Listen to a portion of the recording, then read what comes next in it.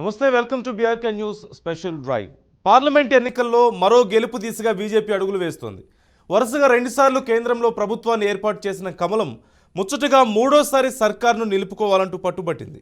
ఈ ఎన్నికల్లో గెలుస్తామంటూ ప్రధాని మోదీ ప్రకటించిన నేపథ్యంలో బీజేపీ అందుకు తగ్గట్లుగా తమ ప్లాన్లను సిద్ధం చేసుకుంటోంది.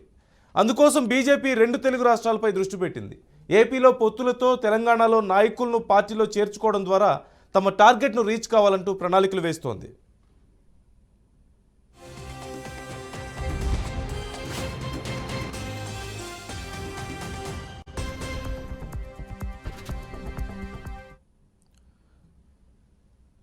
ఈ ప్రణాళికలో భాగంగానే ప్రధాని మోదీ పర్యటనను తెలుగు రాష్ట్రాల్లో ఫిక్స్ చేశారు. వరుసగా 3 రోజుల పాటు మోదీ 2 రాష్ట్రాల్లో పర్యటించబోతున్నారు. ఇందుకు షెడ్యూల్ కూడా ఖరారైనట్లుగా పార్టీ వర్గాలు తెలిపాయి. ఈ నేపథ్యంలో తెలంగాణలో 3 రోజుల పాటు, ఏపీలో 1 రోజు మోదీ పర్యటించబోతున్నారు. ఈ నెల 15, 16 తేదీలతో పాటుగా 18ని కూడా తెలంగాణలో ఎన్నికల ప్రచారంలో ప్రధాని మోదీ పాల్గొనబోతున్నారు. ఇక 15వ తేదీన హైదరాబాద్కు వచ్చే ప్రధాని అదే రోజు మల్కాజ్గిరి లోక్సభ నియోజకవర్గ పరిధిలో చేపట్టే రోడ్ షోలో పాల్గొనబోతున్నారు. 16వ తేదీన నాగర్ కర్నూల్లో, 18న జగిత్యాలలో బీజేపీ ఎన్నికల బహిరంగ సభల్లో ప్రధాని పాల్గొంటారు. మల్కాజ్గిరిలో దాదాపు గంటన్నర సేపు భారీ రోడ్ షో ఉంటుందంటూ బీజేపీ నేతలు అంటున్నారు.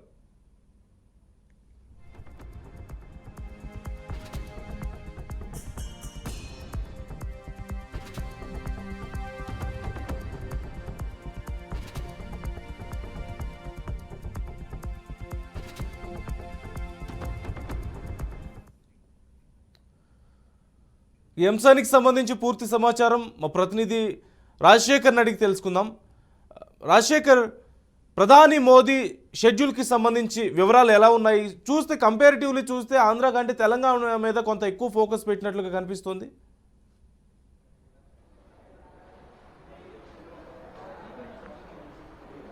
థ్యాంక్ యూ నందు.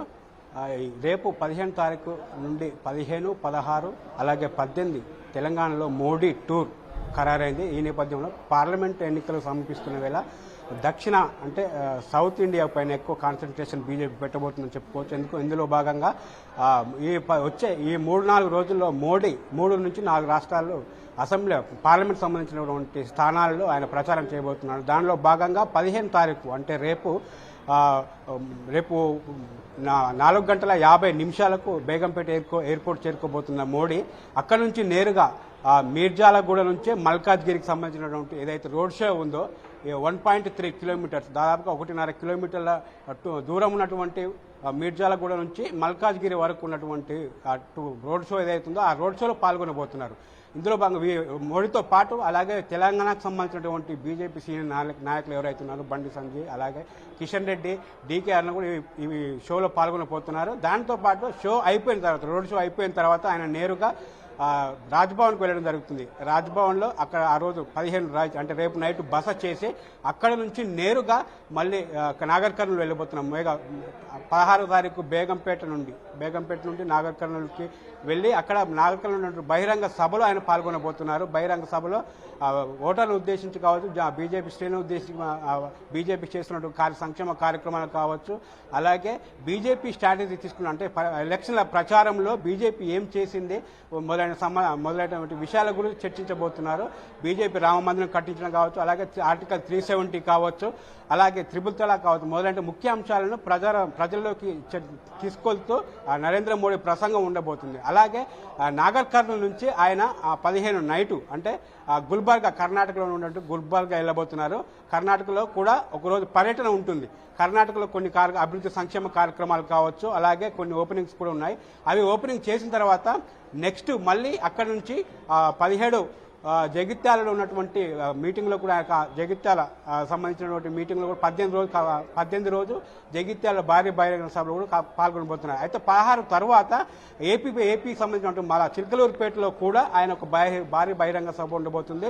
టీడీపీ జనసేనకు సంబంధించినటువంటి ఉమ్మడి ఏదైతే ఉందో ఉమ్మడి పోటీలు చేసినటువంటి ఈ ఉమ్మడి కూటమిలో భాగంగా జనసేన, బీజేపీ, టీడీపీ సంబంధించినటువంటి ఒక భారీ బహిరంగ సభ చిలకలూరుపేటలో కూడా ఉండబోతుంది. ఆ రోజు కూడా ఆయన అక్కడ పాల్గొని ప్రజలను ఉద్దేశించి మాట్లాడబోతున్నారు. అయితే మరోవైపు ఇప్పటికే 15 మంది అభ్యర్థులను ప్రకటించిన బీజేపీ మరొక 2 పెండింగ్ పెట్టింది. ఖమ్మం అలాగే వరంగల్. అయితే నిన్నటి వరకు వరంగల్ సంబంధించిన ఆరు రమేష్ కొంచెం ఒక చర్చనీయాంశంగా మారింది. బీజేపీలో చేరబోతున్నానని చెప్పేసి ప్రెస్ మీట్ పెట్టి చెప్పే సందర్భంలో బీఆర్ఎస్ శ్రేణులు వచ్చి ఆయనను తీసుకొని పోవడం, అలాగే బీజేపీ నుంచి బీఆర్ఎస్ నుంచి పోటీ చేయాలని చెప్పేసి ఆరు రమేష్ కేసీఆర్ దగ్గరికి తీసుకెళ్లి అక్కడ ఆయనతో మాట్లాడించడం జరిగింది. అయితే తాజా సమాచారం ప్రకారం ఇప్పుడు ఆరు రమేష్ ఢిల్లీలో ఉన్నారని తెలుస్తుంది.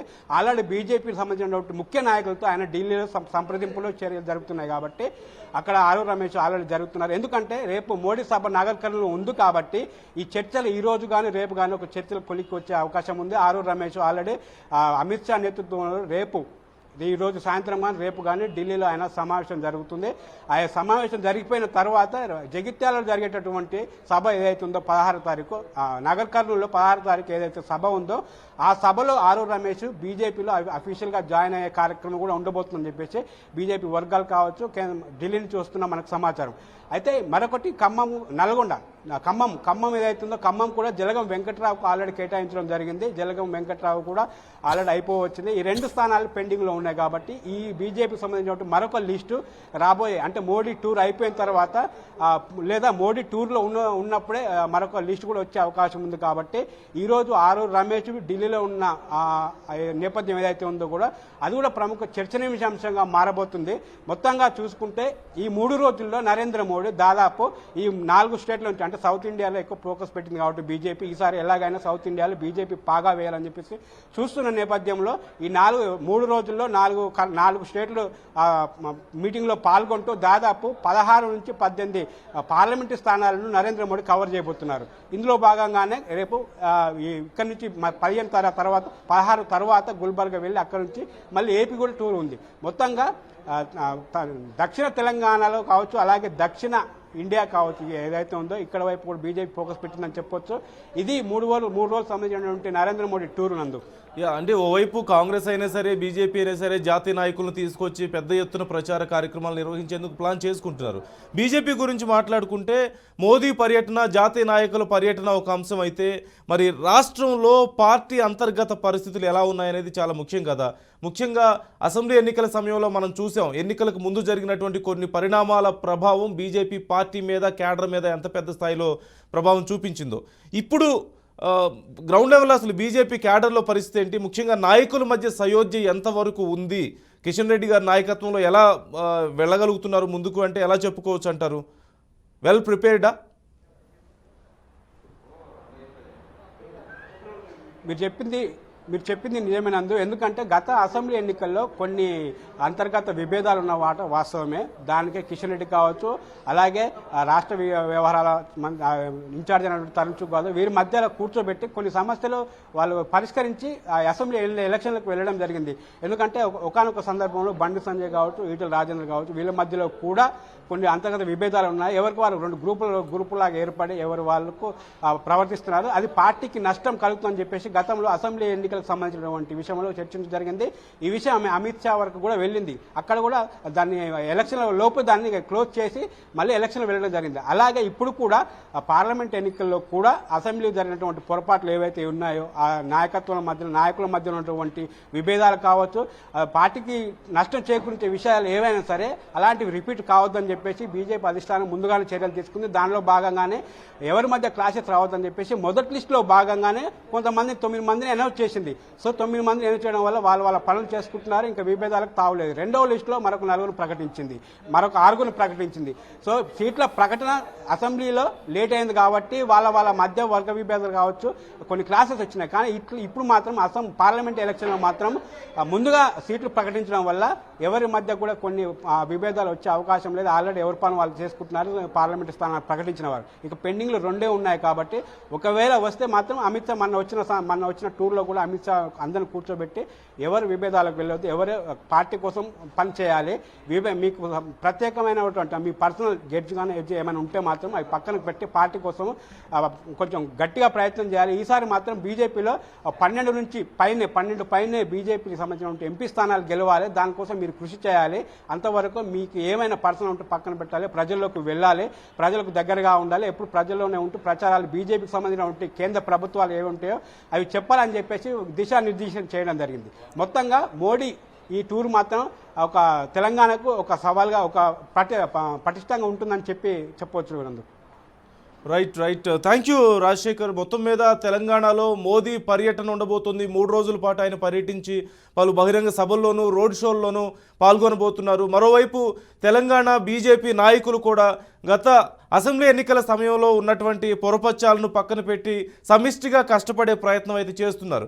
ఇక 17వ తేదీన మోదీ ఏపీలో పర్యటిస్తారు. చిలకలూరుపేటలో జరిగే ఉమ్మడి బహిరంగ సభను భారీ ఎత్తున నిర్వహించేందుకు తెదేపా, జనసేన, భాజపా ఏర్పాట్లు చేస్తున్నాయి. ప్రధాని మోదీ దీనికి హాజరు కాబోతున్నారు. ఈ మేరకు తెదేపా అధినేత చంద్రబాబుకు ప్రధాని కార్యాలయం సమాచారం పంపింది. ఈ సభ ద్వారా ఒకే వేదికపైకి మోదీ, చంద్రబాబు, పవన్ కళ్యాణ్ రాబోతున్నారు. పొత్తు తర్వాత నిర్వహిస్తున్న తొలి ఎన్నికల బహిరంగ సభ కావడంతో 3 పార్టీలు దీన్ని ప్రతిష్టాత్మకంగా నిర్వహించాలంటూ కూడా భావిస్తున్నాయి.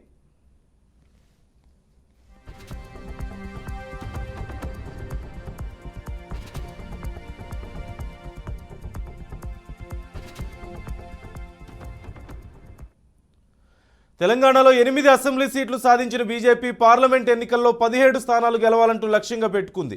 అందుకోసం మోదీని ప్రజల్లోకి తీసుకెళ్లాలంటూ కార్యాచరణ సిద్ధం చేసింది తెలంగాణ బీజేపీ. ఇక ఏపీలో టీడీపీ, జనసేనతో పొత్తు పెట్టుకున్న కమలం పార్లమెంట్ స్థానాలపై గురిపెట్టింది.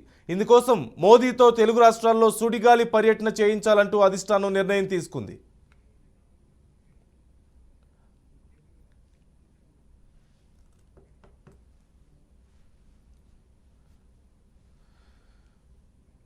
ఈ అంశానికి సంబంధించి పూర్తి సమాచారం మా విజయవాడ ప్రతినిధి ఏడుకొండలు అందిస్తారు. లైవ్లో సిద్ధంగా ఉన్నారు. ఏడుకొండలు, తెలంగాణతో కంపేర్ చేస్తే తెలంగాణలో 3 రోజుల పాటు మోదీ పర్యటించబోతున్నారు. ఏపీలో మాత్రం రేపు 17వ తారీఖు సభకు సంబంధించి మాత్రం ఇప్పటి వరకు వచ్చినటువంటి అప్డేట్ కొంచెం తక్కువ ఫోకస్ కనిపిస్తోంది ఏపీలో. కారణం ఏంటి? అంటే బీజేపీ, జనసేన ఎలాగో దోహదపడతాయి కదా గెలిచేందుకు అనేటువంటి ఒక నమ్మకంగా చూడాలా? అలాగే 17వ తారీఖు సభకు సంబంధించి ఏర్పాట్లు ఎలా జరుగుతున్నాయి?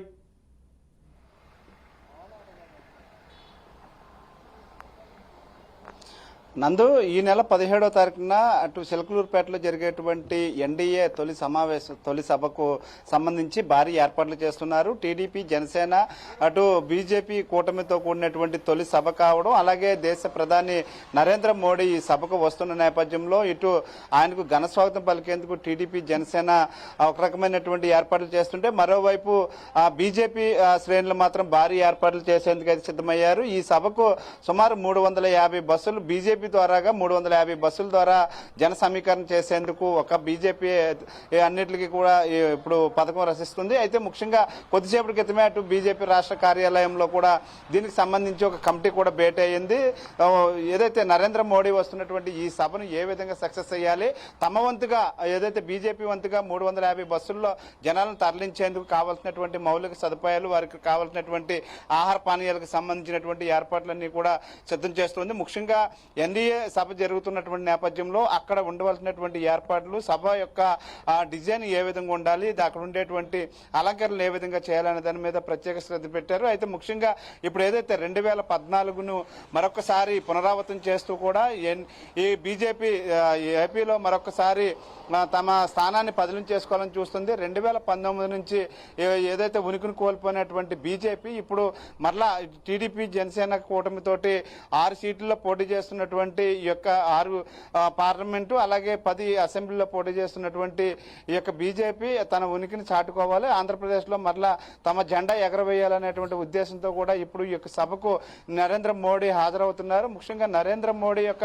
చరిష్మాను కూడా వాడుకుని రాష్ట్ర వ్యాప్తంగా కూడా జనసేన, టీడీపీ లబ్ధి పొందాలనేటువంటి ఒక పథకం ప్రకారం కూడా ముందుకెళ్తున్నటువంటి పరిస్థితి. గతంలో ఏదైతే విభజన హామీలు నెరవేర్చకపోవడం వల్ల బయటకు వెళ్ళినటువంటి టీడీపీ మరొకసారి ఇప్పుడు ఎన్డీఏ కూటమితో జతకట్టింది. అయితే ముఖ్యంగా ఎన్డీఏ కూటమికి సంబంధించి జరుగుతున్నటువంటి తొలి సభ కావడం, అయితే ఇక్కడ ప్రధానంగా బీజేపీ అధిష్టానం ప్రత్యేక దృష్టి పెట్టకపోవడానికి కారణం మీరు చెప్పినట్లుగా ఇక్కడ జనసేన, టీడీపీ ఇప్పటికే పూర్తి స్థాయిలో ప్రజాదరణ పొందున్నాయి. ఖచ్చితంగా ఈ యొక్క ఓట్లే ఇటు బీజేపీకి కలిసి వస్తాయనేటువంటి అంశం కూడా ఖచ్చితంగా ఆ విధంగా కూడా ఆలోచిస్తున్నారు. కాబట్టి తమ వంతు ఏదైతే 6 నియోజకవర్గాల్లో కానీ ఇటు 10 అసెంబ్లీ స్థానాల్లో పోటీ చేస్తున్నారు. అక్కడ మాత్రం ఖచ్చితంగా బీజేపీ మేనిఫెస్టో ఎట్లా ఉండాలనే దాని మీద ఇప్పటికే సమీకరణల కోసం అక్కడికి వాహనాలను కూడా పంపడం జరిగింది. అయితే రాష్ట్ర వ్యాప్తంగా కూడా ఈ బీజేపీ ఏదైతే ఎన్డీఏ కూటమిలాగా 3 పార్టీలు కలిసి నడుస్తున్నటువంటి నేపథ్యంలో 3 పార్టీలు చేస్తున్నటువంటి సభలకు ప్రతిదానికి కూడా ఇటు మోడీని పిలవాలనేటువంటిది ఒకటి ఇప్పటికే సంకల్పించారు. అయితే దేశ ప్రధాని నరేంద్ర మోడీ ఇటు ఉభయ తెలుగు రాష్ట్రాల మీద ప్రత్యేక దృష్టి పెట్టారు. అయితే ఇక్కడ ఏదైతే టీడీపీతో కలిసి ఉన్నప్పుడు మాత్రమే బీజేపీ ఆంధ్రప్రదేశ్లో తమ ఉనికిని చాటుకుంటుంది తప్ప ఒంటరికి వెళ్ళినప్పుడు ఎప్పుడు కూడా తమ ఉనికిని చాటుకోలేదు. అయితే ఈసారి ఈ మైత్రి బంధాన్ని కొనసాగించేలాగా మరింత బలమైనటువంటి శక్తిగా ఇక్కడ ఎదిగేందుకు బీజేపీ అయితే అన్ని రకాలైనటువంటి పావులు కదుపుతున్నట్లే తెలుస్తుంది. ఈ నేపథ్యంలోనే ఇటు నరేంద్ర మోడీ వచ్చేటువంటి సభను విజయవంతం చేసేందుకు ఇక్కడ ఇటు టీడీపీ జనసేన బీజేపీ తొలి సభకు సుమారు 10 నుంచి 15 లక్షల మంది జన సమీకరణ చేసేలాగా 3 పార్టీలు కూడా ఇప్పటికే పథకం రచించాయి. అయితే ముఖ్యంగా బీజేపీ మాత్రం తమ అధినేతకు పలికేటువంటి స్వాగతం కోసం ప్రత్యేక ఏర్పాట్లు అయితే చేస్తూ ఉంది. నందు, అంటే ఏపీలో పరిస్థితి కొంచెం డిఫరెంట్ కదా తెలంగాణతో పోల్చుకుంటే. తెలంగాణలో ఎంతో కొంత ఓటు బ్యాంక్ ఉంది, అక్కడ నాయకులు ఉన్నారు, అక్కడ పరిస్థితి వేరు. కానీ ఏపీలో వచ్చేసరికి బీజేపీకి కనీస ఓటు బ్యాంక్ కూడా లేని పరిస్థితుల్లో మరి భారీ ఎత్తున పార్లమెంట్లో మేము ఖచ్చితంగా సీట్లు గెలవాలి అని చెప్పేసి ప్లాన్ చేసుకుంటున్న తరుణంలో ఎలా స్ట్రాటజీ ఏంటి ఏపీలో? తెలంగాణలో అంటే కొంత హిందుత్వవాదంతో పాటుగా స్థానికంగా కూడా క్యాడర్ ఉంది. మరి ఏపీలో ఏ స్ట్రాటజీని బీజేపీ అమలు చేసే అవకాశం ఉంది? కేవలం జనసేన టీడీపీ మీద బేస్ అయ్యే పరిస్థితి కాదు కదా.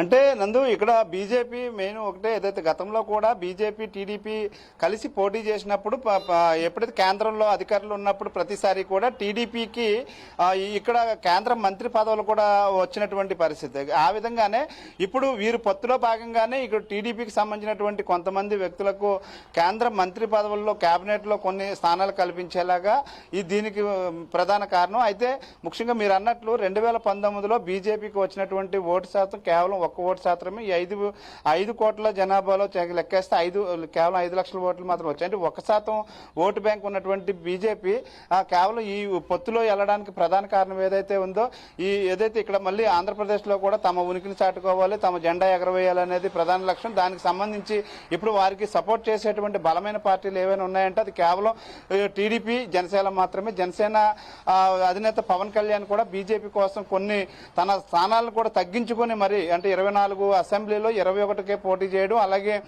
3 పార్లమెంట్కి గాను 1 పార్లమెంట్ని అటు బీజేపీకి ఇవ్వడం. అంటే ముఖ్యంగా ఆంధ్రప్రదేశ్ అభివృద్ధి కోసం ఈ యొక్క బీజేపీ ఏదైతే మరలా హ్యాట్రిక్ కొట్టబోతుందంటూ కూడా ఏదైతే వార్తలు వస్తున్నాయి దానికి తగ్గట్టుగా కేంద్రంలో ఆంధ్రప్రదేశ్ సంబంధించి కేంద్రంలో సపోర్ట్ ఉంటుంది. అలాగే కేంద్రం నుంచి విభజన హామీలకు సంబంధించినటువంటి మరిన్ని నిధులు కూడా తెచ్చుకోవచ్చు అనేటువంటి ఒక సంకల్పం. అలాగే రాబోయేటువంటి రోజుల్లో ఆంధ్రప్రదేశ్లో మరిన్ని పెట్టుబడులు తీసుకురావడానికి కేంద్రం నుంచి కూడా సపోర్ట్ ఉంటుంది అనేది ఒక ప్రధాన లక్ష్యంతో కూడా ఇప్పుడు కలిసి పనిచేస్తున్నారు. అయితే బీజేపీకి మీరు అన్నట్లు 1% ఓట్లు ఉన్నప్పటికీ కూడా కేవలం ఇప్పుడు అంత బలంగా ఉండడానికి కారణం ఈ టీడీపీ జనసేన కూటమి వల్లనే ఈ రోజు మరలా బీజేపీ పుంజుకుంటుందని మాత్రం ఖచ్చితంగా చెప్పవచ్చు. అయితే ఈ బీజేపీ ఏదైతే అగ్రనాయకులు ఉన్నారో అగ్రనాయకులు ఇప్పటికీ కూడా దీని మీద పలు మంతనాలు చేశారు. అయినప్పటికీ కూడా కొంతమంది ఈ యొక్క మైత్రి బంధాన్ని చెడగొట్టేందుకు కూడా ప్రయత్నాలు చేసినప్పటికీ కూడా ఖచ్చితంగా బీజేపీ మాత్రం మరొకసారి ఆంధ్రప్రదేశ్లో తమ ఉనికిని చాటుకోవాలి. ఖచ్చితంగా ఏదైతే గతంలో 2014లో గెలిచినటువంటి స్థానాలు గెలిచినప్పటికీ కూడా ఇప్పుడు దేశవ్యాప్తంగా ఏదైతే 400 స్థానాలు గెలవాలని చూస్తుందో దాంట్లో కొంతవరకు కూడా ఇది కలిసి వస్తాయంటే అంశం. ముఖ్యంగా టీడీపీ ఎన్ని సీట్లు అయితే గెలుస్తుందో అన్ని సీట్లు కూడా ఇటు ఎన్డీఏకి కలిసి వస్తాయి. కాబట్టి ఆ విధంగా ఆంధ్రప్రదేశ్ కావాల్సినటువంటి విభజన హామీల మీద కూడా ఒక స్పష్టత ఇచ్చిన తర్వాతే కూటమి ఏర్పడినట్లుగా కూడా తెలుస్తూ ఉంది. నందు, రైట్. అంటే ప్రజలకి ఏదైనా మోదీ కానీ లేదంటే కేంద్రం నుంచి ఏదైనా హామీ వచ్చే అవకాశం ఉందంటారా ఆంధ్రప్రదేశ్ ప్రజలకి? ముఖ్యంగా ఇప్పుడు ఏ పార్టీతో పెట్టుకున్నా ఏ పార్టీ సపోర్ట్ చేసినా అల్టిమేట్గా బీజేపీకి ప్రజలు ఓట్లు వేయాలంటే ఏదో ఒక అట్రాక్షన్ ఉండాలి కదా. మరి టీడీపీ జనసేన బలంతో పాటుగా బీజేపీ తరపు నుంచి మోదీ ఏదైనా హామీ ఇచ్చే అవకాశాలు ఏమైనా కనిపిస్తున్నాయా? రాష్ట్ర బీజేపీలో ఏదైనా చర్చ ఉందా దీనికి సంబంధించి?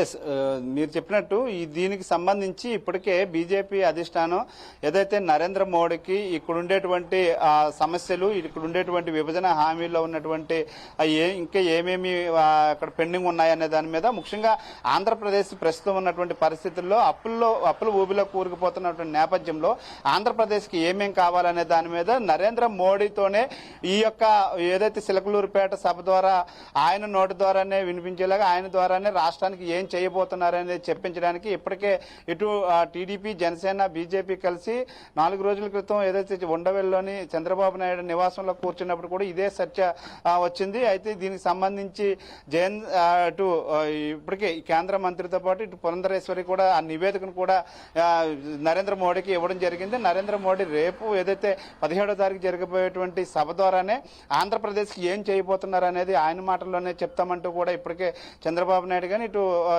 పవన్ కళ్యాణ్ కూడా చెప్పినటువంటి పరిస్థితి. అంటే ఖచ్చితంగా ఆంధ్రప్రదేశ్లో రాష్ట్రానికి బీజేపీ ఏం చేసింది అనేది ప్రజల్లో కూడా ఉంది. ఇప్పటికే ఈ 3 పార్టీల కూటమితోటి కొంతమంది మైనార్టీ అలాగే ఎస్సీ ఎస్టీ ఓట్లు కూడా కొన్ని టీడీపీ, జనసేనకు రావాల్సిన ఓట్లు కూడా చెదిరిపోతున్నట్లుగా కూడా ఇప్పటికే సమాచారం ఉంది. అయితే వాటిలన్నింటినీ కూడగట్టేందుకు ఇప్పుడు బీజేపీ సరైనటువంటి పథకం రచిస్తుంది. ఎందుకంటే ఆ ఓట్లు మళ్ళీ తిరిగి ఆ ఓటు బ్యాంకును రాబట్టుకోకపోతే ఇక్కడ రాష్ట్రంలో మరింత టీడీపీ, జనసేన కూడా ఎదురుగాలు వీచేటువంటి అవకాశం ఉంది. కాబట్టి అయితే రాష్ట్రానికి గతంలో హామీలు ఏమి ఇవ్వనటువంటి, విభజన హామీలు ఏమి నెరవేర్చినటువంటి బీజేపీని ఎలా నమ్మాలనే దాని మీద ప్రజలు ఏదైతే ఆ అనుమానంతో ఉన్నారో ఆ అనుమానాన్ని ఏ విధంగా నివృత్తి చేస్తారని, అది కూడా నరేంద్ర మోడీ ద్వారానే నివృత్తి చేయాలనేటువంటి ఒక సంకల్పంతో ఈ యొక్క 17వ తారీఖు జరిగేటువంటి సభకు ఆయన ఆహ్వానించడం జరిగింది. ఈ యొక్క ఎన్డీఏ కూటమికి సంబంధించి తొలి సభలోనే ఆయన రాష్ట్రానికి సంబంధించి అంటే బీజేపీ మేనిఫెస్టో ఎలా ఉండబోతుంది, అది రాష్ట్రానికి ఏం చేయబోతున్నారనేది నరేంద్ర మోడీ వెల్లడించేటువంటి అవకాశం అయితే కనిపిస్తుంది. నందు రైట్, థ్యాంక్ యూ ఏడుకొండలు. మొత్తం మీద ఇటు తెలంగాణ, ఆంధ్రప్రదేశ్ 2 రాష్ట్రాల మీద బీజేపీ ఫోకస్ చేసింది. తెలంగాణలో 3 రోజుల పాటు మోదీ పర్యటించబోతున్నారు. ఆంధ్రప్రదేశ్లో 17వ తారీఖు నిర్వహించబోతున్నటువంటి భారీ బహిరంగ సభలో 17వ తారీఖు టీడీపీ, జనసేన, బీజేపీ కలిసి నిర్వహించబోతున్న భారీ బహిరంగ సభలో మోదీ పాల్గొనబోతున్నారు. అయితే తెలంగాణతో పోల్చితే ఆంధ్రప్రదేశ్ మీద కొంత తక్కువ ఫోకస్నే బీజేపీ పెడుతున్నట్లుగా కనిపిస్తోంది. ప్రధాన కారణం ఎలాగో టీడీపీ, జనసేన క్యాడర్ అలాగే వారి శక్తి కొంత కలిసి వచ్చే అవకాశం ఉంది కాబట్టి అక్కడ సునాయాసంగా గెలుస్తామనేటువంటి ఒక నమ్మకం ఇక్కడ కనిపిస్తోంది.